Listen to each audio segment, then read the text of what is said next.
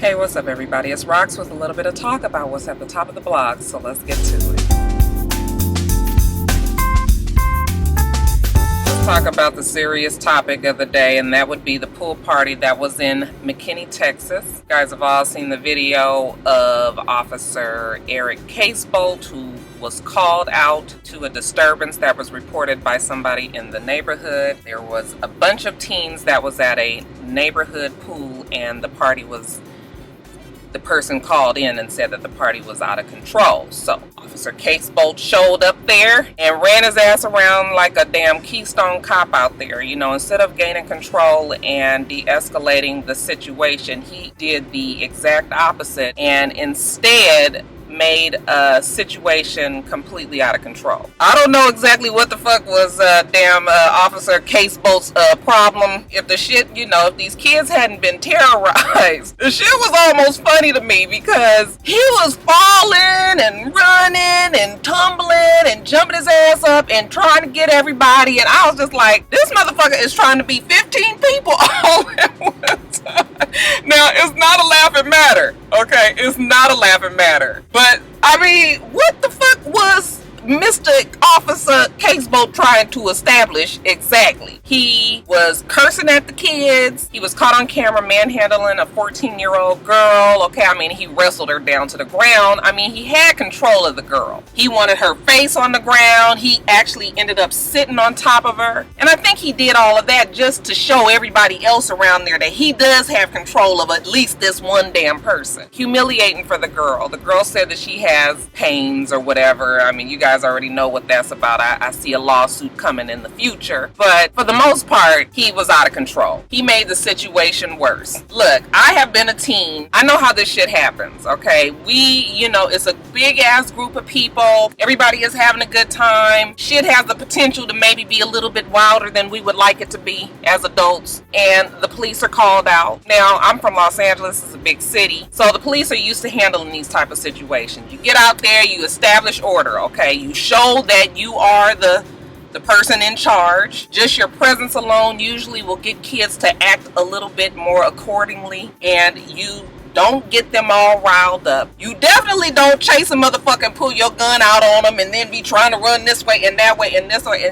Okay, that makes the shit worse, especially with what's going on in the world today. All of the police violence, all of the people that have been caught on video, the approach that Casebolt had was exactly the wrong way to handle it. If he was well versed in what he was doing, then he would have made it a point to shut it down, get these kids under control, make everybody go to their respective corners, so to say, and the shit would have been that. But it's just a recipe for disaster. You have kids, I'm sure kids say shit, okay? There may have been some smart remarks. It might be kids that are being flippant towards the police and all, but when it's a group like that, you know what?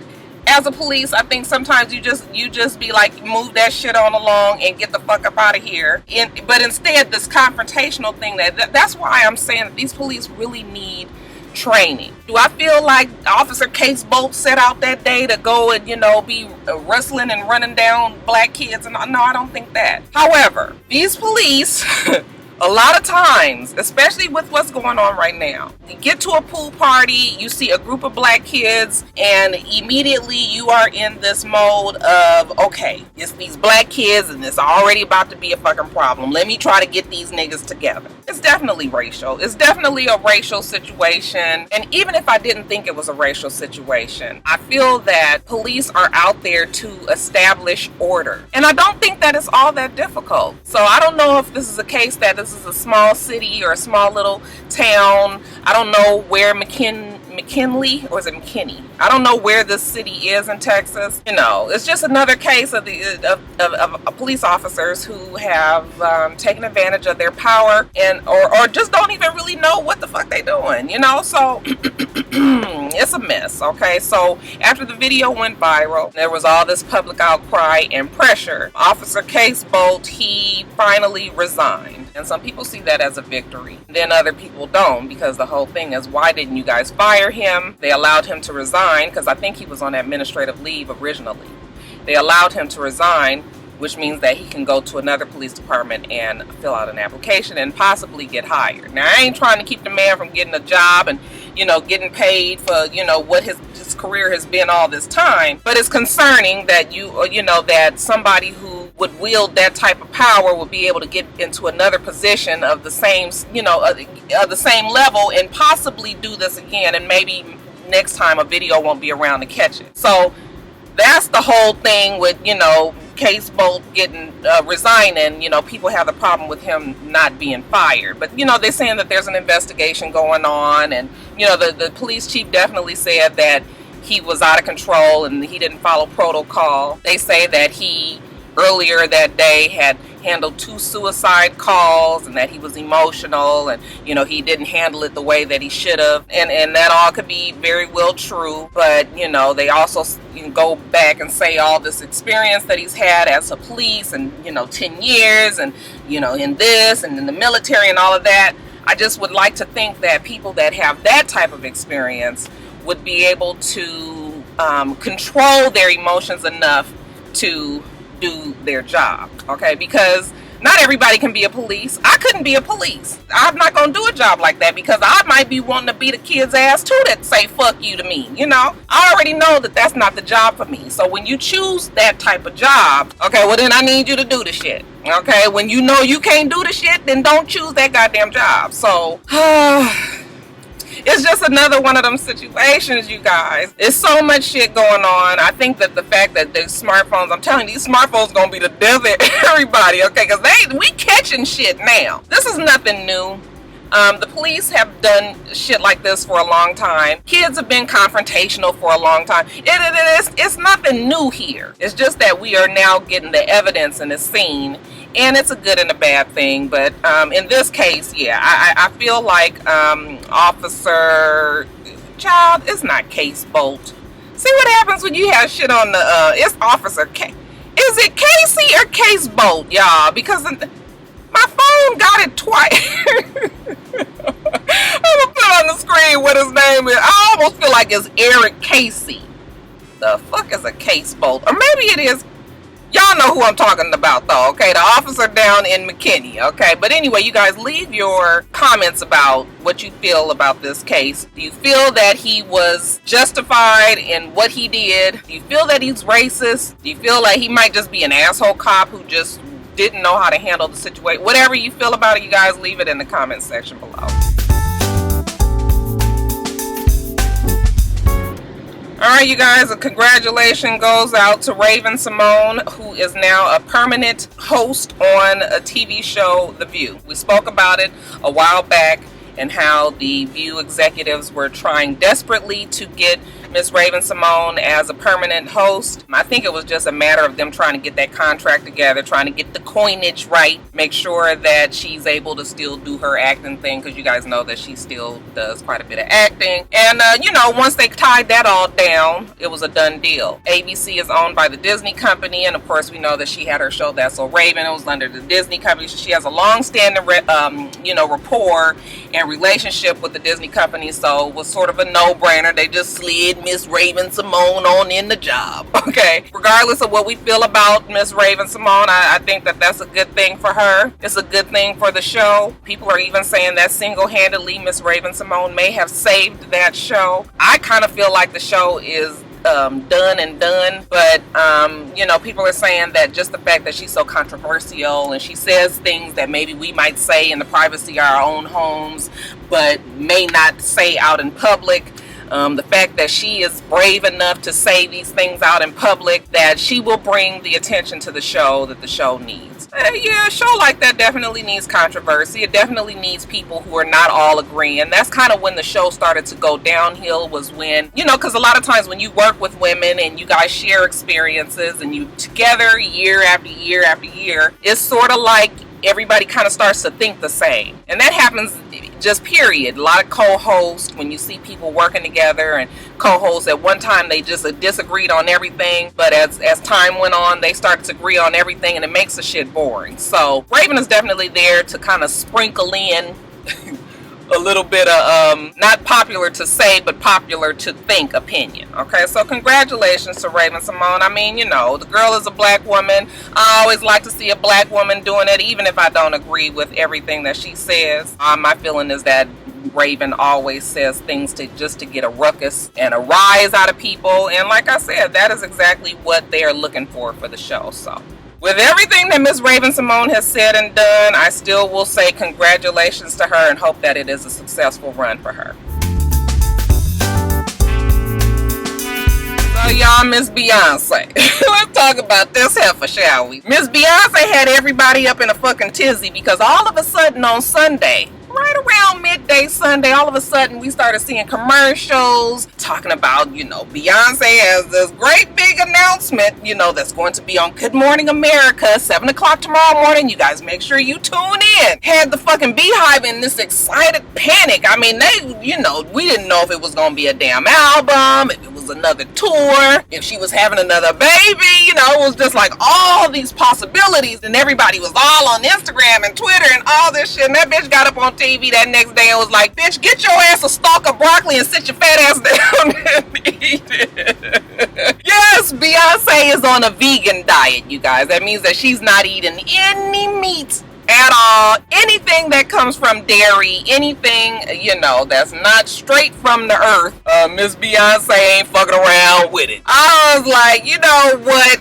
I was so goddamn annoyed when I saw the tweet that came up on Instagram. I said, now look the fuck here, Miss Beyonce. I'm so sick of Beyonce, you guys. I love B. I do. I love Beyonce. I love Jay-Z. I get excited when things happen in new, you know, in a talk, and, you know, she posts pictures and, you know, that whole Beyonce on beat.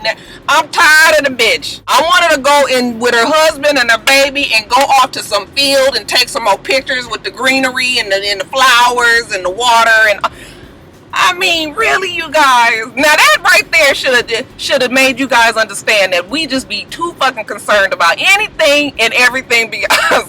Boy, that fucking Beehive was over it that day. They was like, bitch, not today. You ain't gonna sit up here with this shit. Okay, they was all on her Instagram. They was putting hamburgers and fries and chicken and all kind of food emojis on her Instagram because, you know, you didn't work them up. You didn't work the Beehive up, okay? And it was almost like, you know, when you fixing to come and then shit don't happen, okay? Brother man go flat before we can get to the finish line. Yeah. I was just like, yeah, Beyonce, you tried it on that one, okay? And I just think that it's just so time for everybody to just stop being so damn concerned. But I say it. But then right when it looked like some shit else is about to happen, then we all be excited again. But yeah, that right there, I was just like, bitch, you is really wrong for that.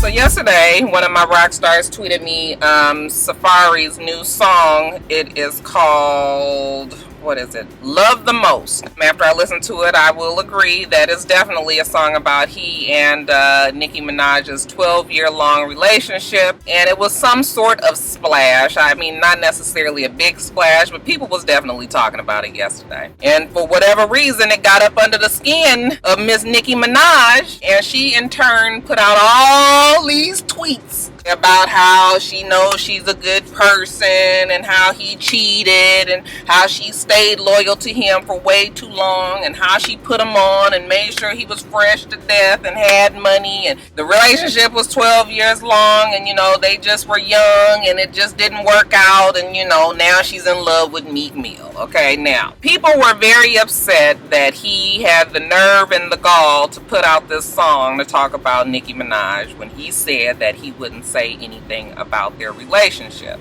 My whole thing is this. Nicki Minaj put out a whole fucking album, was on the radio crying, and let us in, okay, emotionally let us into her relationship with Safaree and told us what happened. And we hear it on the radio all the time, and we bought the CD and we listened to the songs, and I mean, that's fucking 18 songs or something on that damn album. When I say pretty much most of the songs are about her relationship with him. The nigga put out one fucking song and you got a whole goddamn soliloquy on the damn Twitter about, you know, your relationship. Yeah, I feel like relationships come and go, and, you know, they're good and then they're bad and they end, or you work it out, whatever. Girl, you did all that talking when you pretty much did the whole thing. Now, you know, Nicki Minaj is definitely the star, so she has the fans / stands, and most people are going to be behind her and be like, you know, Safaree shouldn't have did that. I always want to call him Safaree because when I see the name spelled the way it is, to me, that's what it should be, Safaree, but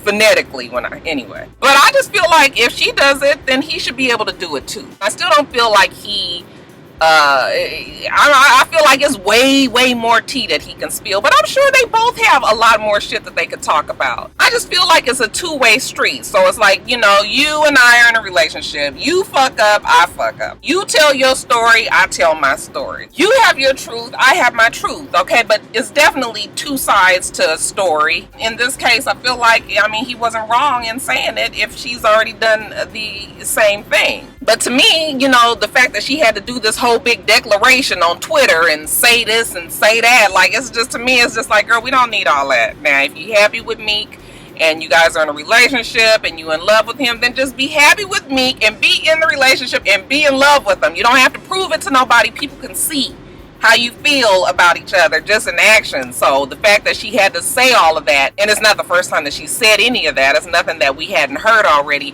it makes me feel like, you know, Safaree can definitely still push her buttons. And when you have a man that can still push your buttons or still get some sort of reaction out of you, then that means the feeling is still there. Okay, it may be a good or bad feeling, but you know, they still can incite some sort of reaction out of you. That's only normal. I'm not saying that that's a bad thing. It's only normal when you've been in a relationship with somebody for, you know, 12 years. So I just, you know, Safaree and Nicki, you know, and Meek and all of the shit that's gone on. I mean, it's just a relationship that's over. And once they can probably get through all of this and everybody move on with their life, then I guess maybe everybody will be happier. But until that time, like, yeah, Safaree and Nicki, y'all cut it out.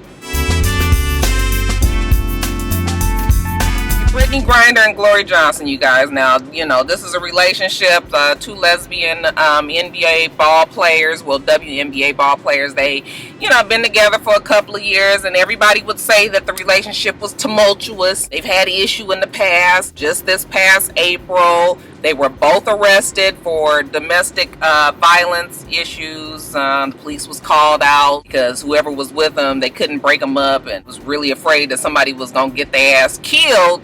Okay, so they called the police. The police came out and the bitches was all cut up and scratched up and bit up and y'all, I'm tell you something. Y'all might get mad at me, but I'm gonna tell you what. Them lesbians, honey, I'm telling you. When I worked for the DA's office in LA, and I worked near family violence, honey, a lot of the cases in family violence unit, when it was lesbians, it was some of the worst cases. Y'all bitches be mad as fuck. And they do some old dirty ass fighting. And I totally get it, because I keep on saying women, we is emotional, and honey, when we fighting, we just trying to get that shit done. Okay, we ain't, you know, so y'all be doing the most. My lesbians out there, I love y'all, but I bet you I ain't fucking around with no lesbian. Y'all beat my ass. But anyway, you guys, yeah, that was at the end of April. Shortly after that, I think they said by May 9th, Miss Brittany and Miss Gloria decided to tie the knot, okay? And you know, what's this? What's this, y'all? What God has put together, let no man put asunder. Okay, so they were married, and child, shortly after that, we found out, honey, Brittany said, "Fuck this. I'm over it. She's done." They filed for a separation. They're gonna try to get the marriage either annulled or get a divorce. Brittany was like, "I knew I shouldn't have done it. We were already having problems." Yes, we would know that by you guys' arrest in April. Brittany says that she wanted to go to counseling and, you know, kind of extend the engagement and so they can work on some issue. But, you know, Glory was like, "No, baby, we gonna do this because I love you." Now, did I mention that Miss Glory was pregnant? Did I say that already? If I didn't say it already, yeah. One slight problem in the relationship, we believe anyway, is the fact that Miss Glory got pregnant. Okay, and unless something that happened since Caitlyn Jenner made her appearance, women can't get women pregnant. The fact that Glory got pregnant and Brittany is Glory's wife, we had a breakdown in communication some goddamn where. A day after Gloria announced that she was pregnant, that's when Brittany finally said that she was over it. And there's some confusion there. We're not quite sure if they had planned to get pregnant. Obviously, Brittany can't get Gloria pregnant, so she fucked somebody, and we, you know, like I say, I don't really know how that shit will. Well, I do know how a fuck go down. I do know that, y'all. But I don't know if Brittany was included in all the fuckery and the fuckation and the fuckness that Miss Gloria was doing on the side. So yeah, I shouldn't laugh, you guys, because it's a marriage that's over. But it's probably a marriage that shouldn't have happened any goddamn way. So yeah, y'all. Glory say she keeping this baby and she's gonna raise the baby in love, and you know it was definitely not a mistake as far as Glory is concerned. Brittany said, "Bitch, you and that baby, everything goes so goddamn where. Get out my face, goddamn it. This marriage is over." Alright, you guys, and then in Quickies, Rick Ross was arrested for misdemeanor marijuana charges. He was pulled over in Fayetteville out here in Georgia 2 days ago, evidently because he had a Bentley and the windows were tinted too dark. Once the police had him roll down his windows, a big huff of marijuana smoke hit the police so hard, he was like, "Nigga, I know you got some weed up in there." Okay, so once they checked the car, your boy Rick Ross had 5 joints on him. So yeah, they arrested him that night. Okay, I was ready to get my free Rick Ross the Boss t-shirts together and found out just now that brother man already out of jail. Okay, yeah, they posted it on Instagram. Y'all know Instagram is the gospel, so yeah, it's all good, y'all. Rick Ross, did you guys know that Rick Ross bought Evander Holyfield's house out here in Georgia in Fayetteville? They say he bought his house quietly for $6 million.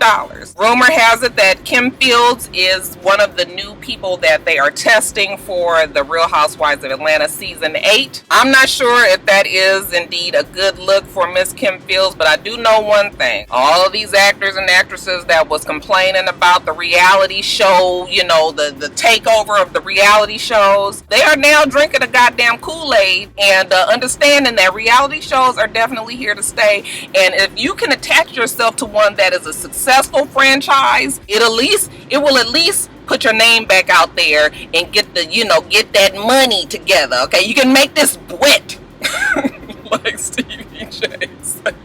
But, okay, we also know that it might not be the best for the reputation. We must all remember what the reality show did for the reputation of Kelly Price. So that's why I'm not really sure if this is a good deal for Kim Fields or not. I guess time will tell if she does make it on the show. What y'all think though? Is that a good look for Miss Kim Fields? And speaking of reality shows, they're saying that Carly Red was offered $150,000 to shoot a couple of sex scenes in a porno for Vivid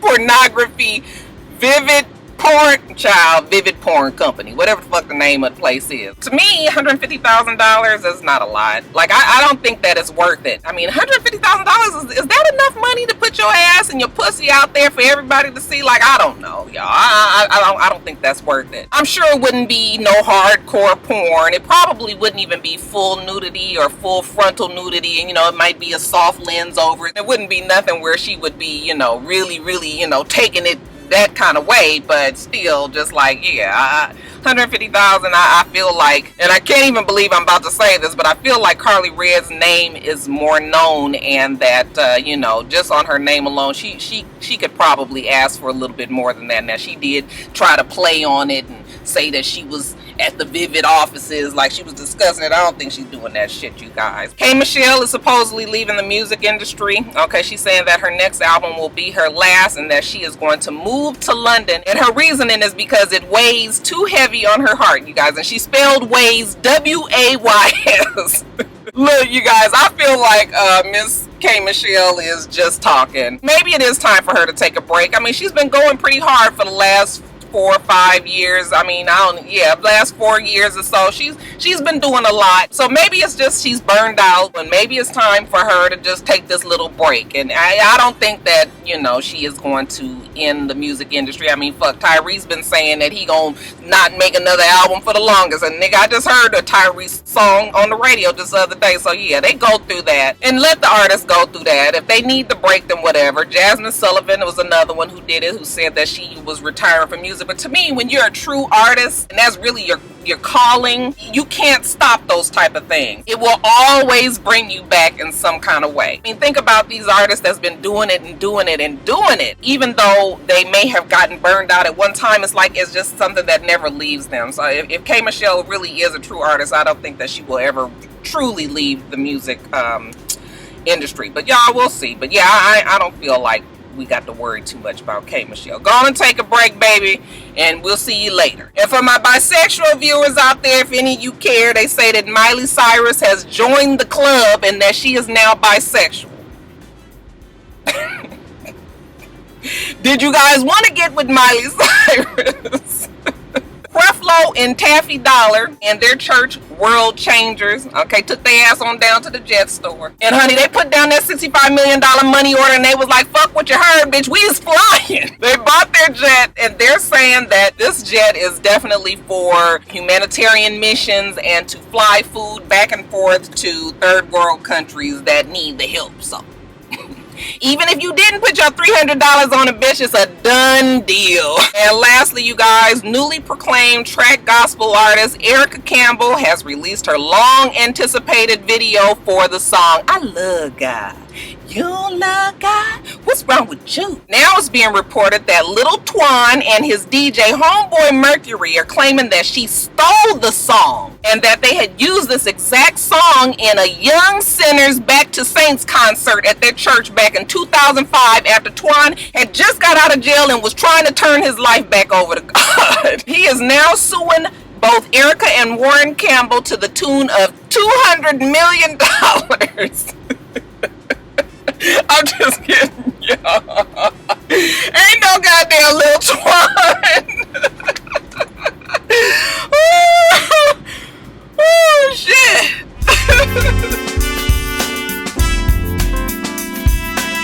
Alright, you guys, so that's it, y'all. We do this every single week, so make sure that you rate, comment, and subscribe, and make sure you come back.